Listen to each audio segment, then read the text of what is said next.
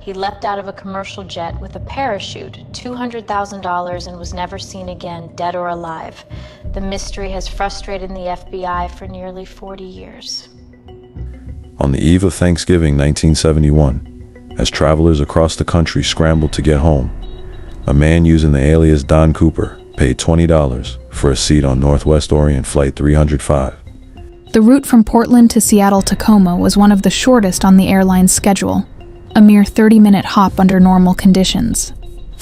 In that era, domestic air travel lacked the rigorous security protocols we know today. There were no identity checks or bag screenings. This lack of oversight made it possible for Cooper to board the aircraft carrying a concealed bomb and weapon. Hey, come over here for a second. In mirrored sunglasses and a sharp suit, the man settled into the back of the aircraft. When Florence, the flight attendant, approached for his drink order, a bourbon on the rocks, he handed her an envelope. Though she initially mistook the gesture for a flirtatious advance, his cold, steady gaze compelled her to look inside. The shocked stewardess asks the man if he's serious. She calls her colleague Tina Emlow. Tina looked inside the hijacker. Briefcase, he reveals what appears to be a bomb. He holds the bare ends of 2 wires threatening to blow up the plane.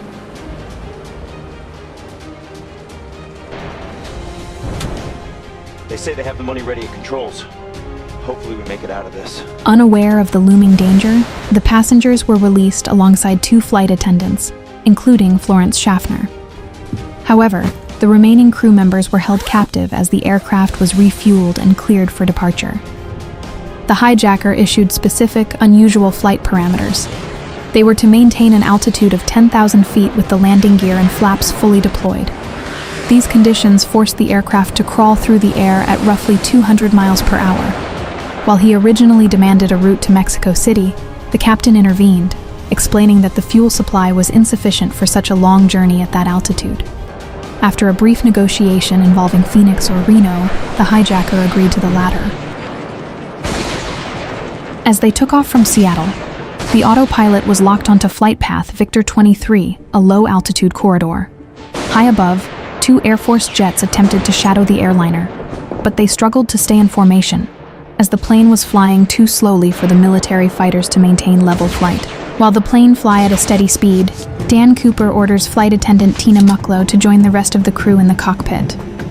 As she leaves, Tina notices Cooper tying something around his waist, leading her to believe he is securing the bag of money to his body. In the cockpit, a warning light alerts the captain that the aft stairway door has been opened. The Boeing 727 is unique among commercial aircraft for having rear stairs that, at the time, could be deployed during flight without restriction. The crew sits in terror, fearing that Cooper will jump from the plane and then detonate the bomb he claimed was still on board. Suddenly, the flight deck instruments indicate a significant loss of cabin pressure, marking the beginning of a mystery that remains a subject of intense debate.